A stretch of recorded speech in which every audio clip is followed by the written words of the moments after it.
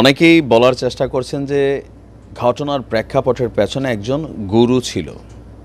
তবে আমার কাছে মনে হয় না যে গুরুর আহ্বান।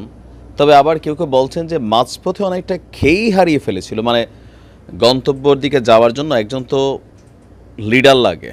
তো যাই হোক, কেন কার কথা আলোচনায়, ভিডিও টাইটেল ক্যাপশন দেখে বুঝতে পারছেন। গেল কয়েকদিন আগে মেজর ডালিম তিনি লাইভে আসলেন। আসার পরে তার টোটালি লাইভের বিষয়বস্তু মোটামুটি সবার কাছে ক্লিয়ার। ইভেন এই গণ অভ্যুত্থানকে তিনি এখানেই থামতে দিতে চান না, বা এই জুলাই আগস্টের যে বিপ্লব, তিনি সেটাকে নতুন একটা দিগন্তের দিকে নিয়ে যেতে চান। আর ছাত্রদের উদ্দেশ্যে তিনি আহ্বান জানিয়েছেন এবং কি গাইডলাইন দিয়েছেন, প্লাস নিজে কিভাবে এই আন্দোলনের ক্ষেত্রে সহযোগিতা করতে পারে তিনি ছাত্রদের উদ্দেশ্যে বলেছেন যে কোনো প্রয়োজনে যখনই ডাকবে তিনি সাড়া দিবেন। এর পরপরই আজকে সার্জিসের কিছু বক্তব্য কেউ বলার চেষ্টা করছেন যে ইয়েস, এখন তারা একটা টিম হিসেবে কাজ করছে। কেউ বলার চেষ্টা করছেন যে না, বৈষম্য বিরোধীরা তো প্রথম থেকে ভাই এই জায়গাটাতেই ছিল। তো সোশ্যাল মিডিয়া প্ল্যাটফর্ম বোঝেনি, নানান ধরনের মন্তব্য থাকে। তো কি কথা বা কি আহ্বান দিল সার্জিস? সার্জিস বলছে যে আমাদের যুদ্ধের দ্বিতীয় পর্বের যাত্রা শুরু হয়েছে। আবার কিসের যুদ্ধ? কার বিরুদ্ধে এই যুদ্ধ? আবার বলছে যে আগামী দিনের নেতৃত্বে তরুণরাই থাকবে। তরুণরা কি কোনো পলিটিক্যাল দল করছে? এই পর্যন্ত আমরা ক্লিয়ার যে কোনো দল করছে না, গুঞ্জন আছে, বাট সামনে আসা পর্যন্ত আমরা বলতে পারছি না যে তারা দল করবে না কি করবে না। নাগরিক শক্তি বলছিল যে আমরা কোনো রাজনৈতিক শক্তি হিসেবে আবির্ভূত হব না, তবে সরকারের উপর প্রেশার গ্রুপ হিসাবে কাজ করে যাব। তো ডালিমের আলোচনা যখন মাঠে, এর মাঝখানে দ্বিতীয় যুদ্ধ, এখন এই বিষয়টা নিয়ে আপনার নানান ধরনের মন্তব্য চলে আসছে। সার্জিস বলছেন আমাদের যুদ্ধটা এখনও শেষ হয়নি, যুদ্ধের একটা পর্ব মাত্র গিয়েছে। তো একটা পর্বে কী ছিল? শেখ হাসিনার পতন। দ্বিতীয় পর্বের নতুন করে যাত্রা শুরু হয়েছে। যতদিন না আমাদের স্বপ্নগুলোকে বাস্তবায়িত করা হচ্ছে, যতদিন না এই দেশ সিন্ডিকেট, চাঁদাবাজি, ক্ষমতার অপব্যবহার থেকে মুক্ত হচ্ছে, ততদিন আমাদের এই যুদ্ধ চলতে থাকবে। যুদ্ধের মধ্যে যেহেতু যুদ্ধ আপনি খেয়াল করবেন যে 5ই আগস্টের পরবর্তী বা এর আগে পিছে একটা সাক্ষাৎকার ছিল আসিফের, আবার আপনার কার জানি, যে যদি ওই দিন সরকার পতন না ঘটতো তাহলে তারা সশস্ত্র যুদ্ধে লিপ্ত হতো। তো মেশিনারিজ কোথায় ছিল, কি আছে না আছে, থাকতে পারে এখনও বিভিন্ন জায়গায়।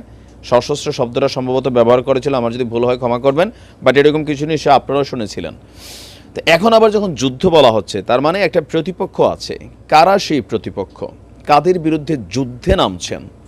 এই প্রশ্নটার দিকে অনেকেই ভাবছেন যে শব্দগুলোতে এখানে মূল এই মুহূর্তে আমরা দেশে যা দেখছি, সিন্ডিকেট, চাঁদাবাজি, এগুলোতে কারা জড়িত? আপনার কি মনে হয়? আমি নাম বললাম না, যাই হোক। এরপর তিনি বলছেন যে আপনার বিভিন্ন জায়গায় তারা এই পর্যন্ত জুলাইয়ের ঘোষণাপত্র, ওইটা লিফলেট বিতরণ করছেন এবং বিতরণ পরবর্তী বিভিন্ন জায়গায় গণসংযোগ করছেন, সেখানে তিনি বক্তব্য দিচ্ছেন। নতুন বাংলাদেশ বিনির্মাণে যে যাত্রা শুরু হয়েছে, সেই যাত্রায় আমরা একসাথে ঐক্যবদ্ধ হয়ে আগামীর বাংলাদেশ গড়ব। আমরা বিশ্বাস করি আমরা এই তরুণ প্রজন্ম যদি ঐক্যবদ্ধ থাকি, এই যদি স্পিড থাকে বা স্পিডটা যদি থাকে, তাহলে এই ধাক্কায় আজকের 500 তরুণ ওই তথাকথিত 50,000 রাজনীতিবিদকে প্রতিহত করতে পারবে। এই কথাগুলা আবার একটু কি বলা হয় যে মাঠের রাজনীতিতে ভিন্ন রূপ হয়তোবা ধারণ করতে পারে, কারণ ক্ষমতার খেলায় আমরা দেখছি বৈষম্য বিরোধী ছাত্ররাই নিজেরা একে অন্যকে মারছে। একটা কমিটি আরেকটাকে বাদ দিচ্ছে। কালকে নিউজটা দিছি, আমি দেখছিনি, আপনারা না দেখলে পরে দেখে নিয়েন যে কেন্দ্রীয় কার্যালয়ে বৈষম্য বিরোধীরা কী ঘটনা ঘটাইছে। আমাদের গণমাধ্যমগুলা এখনও চাটুকারিতা থেকে বের হইতে পারে নাই, ভয়ের সংস্কৃতি থেকে বের হইতে পারে নাই, লিখছে সামান্য আহত। কিন্তু একই ঘটনা আজকে অন্য কোথাও ঘটলে লিখতো মারাত্মক আহত। এগুলোও বের করতে, মানে সাইড কাটতে হবে।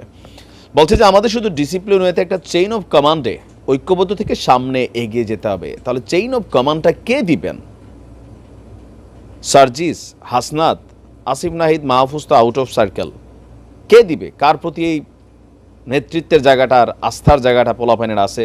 কারণ সার্জিসের সাথে অনেকেরই এই মুহূর্তে দ্বিধাদ্বন্দ্ব আছে। বিশেষ করে জুলাই বিপ্লবে যারা আহত হয়েছেন তাদের ইস্যুতে কিন্তু বরাবরই সার্জিস প্রশ্নের সম্মুখীন হচ্ছেন। তার উপরে গণ অধিকার পরিষদের ফারুকের উপরে হামলার পেছনেও বিভিন্নভাবে সার্জিসের নামটাই কানেক্ট করানোর চেষ্টা করছে, বা তিনি হয়তো আছেন বা নাও থাকতে পারেন। তিনি এটাকে অবশ্য একটা ক্লারিফিকেশনও দিয়েছেন। সার্জিস বলছেন আমরা বিশ্বাস করি এই বিপ্লব দ্বীপজলা ভোলা থেকে পুরো বাংলাদেশে ছড়িয়ে পড়বে, আর আমরা আপনাদেরকে সেই লড়াইয়ে দেখতে পাবো আগামীর বাংলাদেশে। এখানে অনেক সমন্বয়করা উপস্থিত ছিলেন। তো এই যে শব্দগুলোতে যে কিছু বিষয় আছে, যুদ্ধ, আবার উপদেষ্টা মাহফুজ বলছিল একটা বড় যুদ্ধ হবে। তো তাদের মুখে মুখে এখন যুদ্ধ যুদ্ধ শব্দটা কিন্তু আস্তে আস্তে আসা শুরু হয়েছে। তো কেউ কেউ বলার চেষ্টা করছেন এই যুদ্ধটা বেসিক্যালি আপনার বিএনপিকে ফেস করতে হবে, কারণ আগামী দিনে রাষ্ট্র ক্ষমতায় যাওয়ার দৌড়ে তারাই আছে, আর যে ইস্যুগুলোতে তারা কথা বলছে সেগুলোর মধ্যে একটা বড় ধরনের ভূমিকা তারাই রাখছে।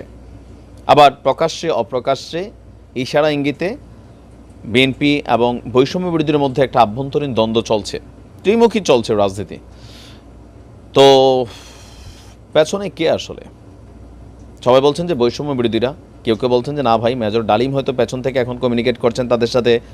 আবার যেহেতু পিনাকি, ইলিয়াস, তাদের সাথে মেজর ডালিমের ভালো সম্পর্ক, সমন্বয়কদেরও ভালো সম্পর্ক। সো 5ই আগস্ট পতনের আগে একটা টিম ছিল, সেই টিম হয়তো আবার নতুন আসতে পারে, নানান কিছু ঘটতে পারে। আসলে এখনও বলা যাচ্ছে না, একটা অস্থিতিশীল পরিবেশ তৈরি হচ্ছে বা হতে পারে।